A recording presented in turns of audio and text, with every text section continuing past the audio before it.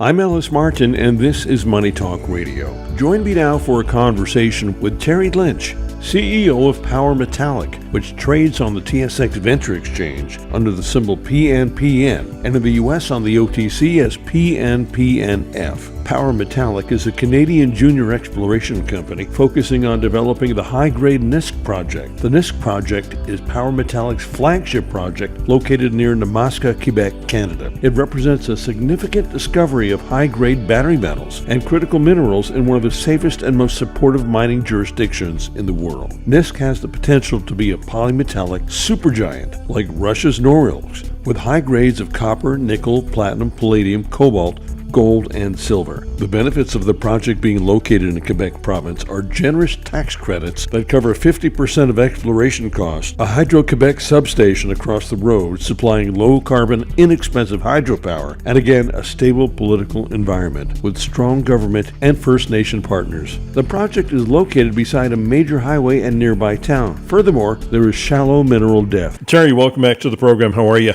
Ellis, always great to be here. I'm doing terrific. Bring us up to date on what's happening with the next polymetallic supergiant, Nisk. Yeah, good release out. Obviously, some super high intercepts like 6 meters of 12% copper, 16% copper Qs. Crazy numbers, but just shows you how rich the Lion Zone is in its minerals. So that's been great. It also, I think, just as important as the assays extending, growing the resource at Lion, was the update we gave on the exploration side of things. We had a number of really great, I would call sniffs in the sort of a little bit east of Lion in the sort of Tiger Zone. And we haven't found the Lion-like deposit we're looking for yet over there, but we certainly got some better indications of where it might be. And we think it's a little bit deeper than we were initially targeting. We call it Tiger Deep, starts around 400 meters or so. And the borehole EM, which has been our most effective drilling technique, identified that for us on a couple of holes that we drilled in that area that suggested, okay, here it is over here. We can see it pretty clearly. So we're actually drilling that now. One of the reasons why we didn't pursue that earlier, we had some insights that might be there, was that we just didn't have enough land there. And then with the acquisition of the lift package and the hydro lands, we now have the land coverage we needed. So we're drilling what we call Tiger Deep at the moment. And the other one we're drilling is we're extending hole 64, which was a 1,000-meter hole that we had done to be parallel the Lion structure to look back at Lion. At the bottom of that, we had our biggest anomaly ever. And again, too close to the hydro lands, too close to the lift lands that we didn't control at the time, so we didn't pursue it. But now, of course, now that we have that land, we're back in there and we're extending that hole and hopefully into this great target that we've got. I think associated with our press release, we recorded a technical update with Steve Beresford and Joe Campbell, just reviewing our program over the summer, what we accomplished there on the land acquisition side, and then also the really amazing AAA targets we've got this fall and winter to follow up on now that we've got all the land we need.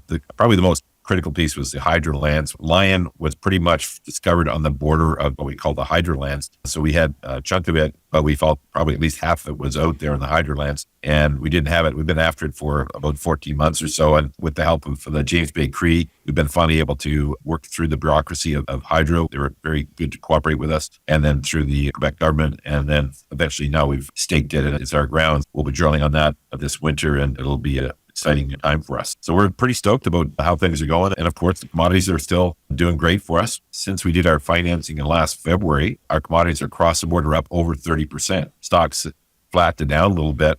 Just, I don't know why, just whatever, vagaries of the market. But I suspect we typically have a great fall push and winter push, and I think that's coming for us. It's almost been a bit parabolic with the commodities anyway, so a pullback with the equities is expected. It's not a dramatic one anyway, and it's also an opportunity, if you're not a shareholder, to perhaps take a look at the company. Like Robert Friedland, Rob McEwen, and all these great mining funds. And I think we're, 125, 130 or something like that right now. And we've added 600% more land. Commodities are up 30%. Presidents are talking critical mineral deals routinely. It doesn't get much better. So it's a hell of a time to be looking at the mineral sector overall, I believe, and a great time to be looking at Polymetallic. So the drilling season, Terry, is year-round there, is it? So it's basically year-round, but we do take a break in May for what we call goose season, respecting our First Nations partners' territorial habits up there. And then they also have a break from September 15th to October 15th called Moose Break. So we call it Goose, Moose, and Turkey. So Turkey is Christmas break from mid-December to early January. Goose, Moose, and Turkey, and otherwise we're good to go. Terry, I know you picked up lift. How much land have you got now total? 313 kilometers. That's a lot of land. I think what people don't get, and it's because it's early days for our story and it's not widely known. I think obviously when we get listed in the US, I think that'll help the exposure a lot. But I think the people don't understand that these things come in districts. So we've made the first big discovery up there. We won't be the only guy up there. And we spent the biggest part of the summer trying to get as much land as we could. We think this is going to be a massive district, and we know the recipe that worked for us on Lion, and we have applied those recipe principles effectively to select the land packages we did, and hopefully that'll give us the edge in terms of finding what we think will be several mines up in this area. How do you handle all that land? What's the procedure, as I like to say, for exploring something that large? So what you do is a number of things. You fly it airborne EM. That's, I would say, a good first step. LiDAR is a good second step. Actually walking the property with geo so they can actually map the outcrops. So you get an understanding of the structural geology you're seeing on the surface. You coordinate that with the maps that are existing or stuff that you know now that we've remapped the area because of our drilling at Lion. Usually you do some geochemical, some sort of chem analysis, and then you got geophysics, you got geochemical, you got geological.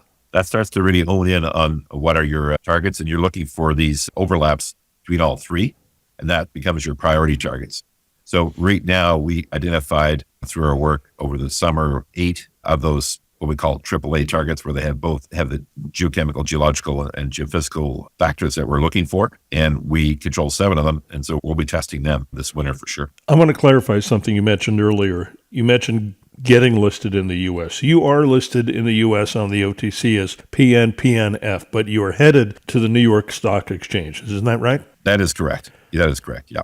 And when do you expect that to happen? And give us a conservative estimate. Yeah. After the U.S. Thanksgiving, as it turns out, we need a piece of paper from the SEC. Like it's almost like a receipt of filing type thing. It's not a review or blah, blah, blah, but that is not open for business at the moment with the shutdown and stuff. So that's one of the holdups. We're hoping post the U.S. Thanksgiving would be when it would happen. And of course, this gives your company access to larger brokerage houses, family funds who won't trade on the OTC, but they love the New York Stock Exchange. Am I right? Yeah, 100%. It's not just in the United States. It's also outside the United States. I was in Hong Kong recently and had a really good reception from a lot of interested Chinese investors, but they just don't like the Canadian listing. They have been beaten up there in the past because of vagaries of the market, but they love New York and love NASDAQ. So I think for us, the global marketplace will be expanding as well. So in addition to getting access to more capital out of the U.S., which is obviously the biggest capital market in the world, and that's why we're down in the U.S. now talking to various high net worth people and family offices and getting them ready to know about the story, know about the listing. But once it gets listed on the U.S., it really helps you globally as well. So I think it'll be a big thing for us. There's been a number of successful Canadian companies go down and their stocks are up 200-300%. So we think that's where we should be targeting based upon what we have already found, and then to say nothing of what we might find. So I'll say this so you don't have to, because it's going to be a very forward-looking statement. Now might be a good time for investors new to Power Metallic to take a look at the stock prior to the listing on the New York Stock Exchange. There, you don't have to say any of that. Look, I think you and I both know that this mineral sector is about to rip. I say to people, this first move is because the smart guys in mining have put more money in. They've emptied the pockets. They're all in now, all the money. You talk to every mining guy like you or I, we're not sitting on the sidelines. We're fully committed. And that's what's made this first move. The generalists haven't made this move. Generalists are like scratching their head thinking, hey, did I miss the move?